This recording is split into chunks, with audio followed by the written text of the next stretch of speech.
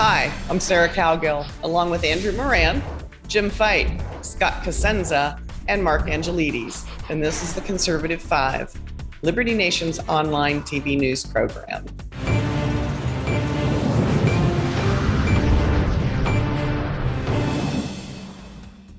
Inflation is disrupting every American life. As plans are underway to celebrate Independence Day, folks are deciding if they can gas up the boat, the car, or get propane for the grill. To top it all off, food prices are so high, we may be forced to choose between going to a party or throwing our own with a very scaled back menu. Are we celebrating this 4th of July or girding our loins for the coming recession like our scrappy, rationing ancestors during the Great Depression? Andrew, can I get extra cheese with that dog? Well, maybe vegan cheese, because from what I've seen, plant-based cheese is a lot cheaper than dairy-based cheese, and also sausages. I mean, you're better off buying vegan sausages if your wallet calls for it. But overall, I mean, across the board for your typical 4th of July menu, whether it's pork and beans or potato chips or chicken, whatever the case, everything is up across the board. As I was telling Mark on Ellen Radio recently. Wait a second. We're letting the Canadian frame this issue and talk about pork and beans for 4th of July. It's hamburgers and hot dogs. Well, no, if you go on if you go on the American Farm Bureau, one of the menu items is pork and beans. So I'm going based on what that's why you went to a government agency to get your information. That's a bad move. This is it's a strong Independence Day tradition, Scott. Looking to the government to see how we can celebrate. Yeah, but you have to have a framework. You have to have a benchmark. I don't know what you carnivores eat. I guess I gotta go by the book. But overall, I mean, potato chips, ice cream, they're all up by a few percent. I mean, chicken, pork, they're up at least 15%. So everything is just costing a lot of money. It's not going to be down 16 cents like it was last year when the administration celebrated that on Twitter. And then, as you mentioned in your opening, Sarah, I mean, just to get to one of these parties, and it's going to cost you a lot of money. I mean, the price of gasoline compared to last year is up about 60%, and then diesel up another 70%. So overall, I mean, you're better off just, sitting at home and watching Independence Day, and you can see, Will Smith punch an alien as opposed to Chris Rock. Hey, Mark, what are you going to do for Independence Day in merry old England? Well, as the lone Brit on the panel, I should point out that, like the great statesman and thinker Edmund Burke, I do appreciate American independence. I think it's one of the greatest events that should be celebrated worldwide, but unfortunately isn't. It's just kept to places in America. And usually, let's be fair, red states, because those blue states, they just don't seem to like America. And I just don't understand why all the hatred is spilling out about the founding documents of the nation, when it's those very documents that allow these people the right to be able to criticize the country. And yet they just can't stand it. And it blows me away. Sounds like some transphobic words right out of the mouth of our friend who fealty to the Queen.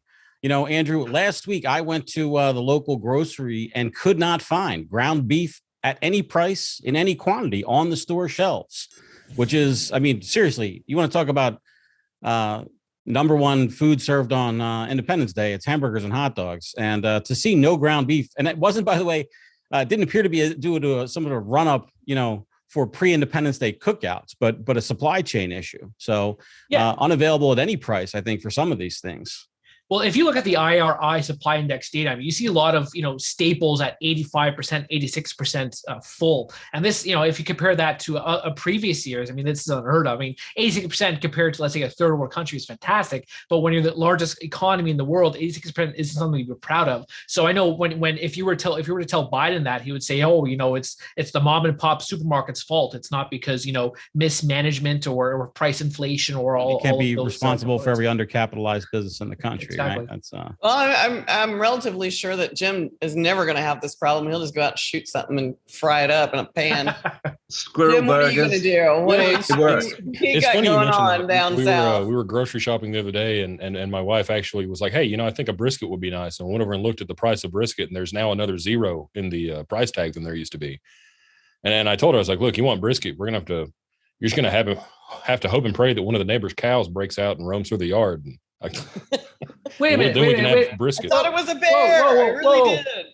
James goes to grocery stores? I thought he just hunted in the wild and found. Don't tell anybody. Bovine is out of season right now, where most of us live. Yeah, well, his seasons. What's that?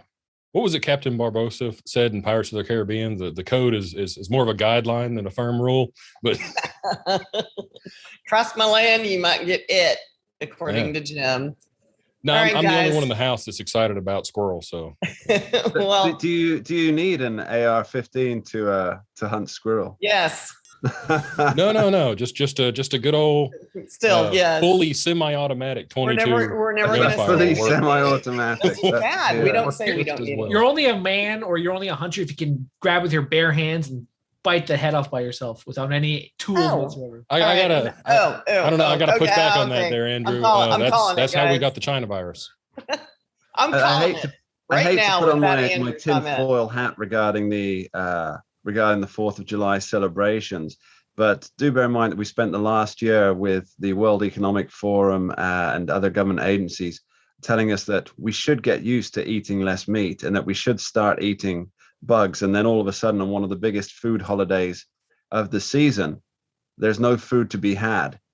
So I'm not a conspiracy theorist, but signs are pointing in one direction here. Hey, you know what? I celebrated Independence Day the other day I celebrated the World Economic Forum because I had Chinese food the other day, and there was a big ant cooked inside the egg roll. They're trying to slip it in under the radar. Andrew came to the table today, kind of grossing me out. So, all right. Whatever you all decide to do, whether it's bugs or shooting your neighbor's cow accidentally, go out and celebrate this great experiment any way you can. It's an American thing.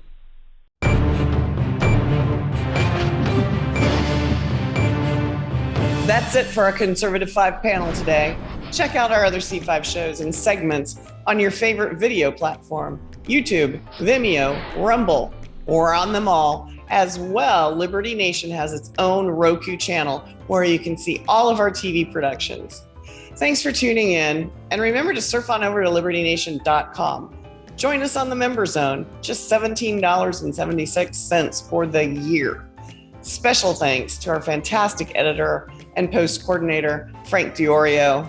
I'm Sarah Cowgill. Thanks for joining us today. This has been a production of libertynation.com, where truth is making a comeback.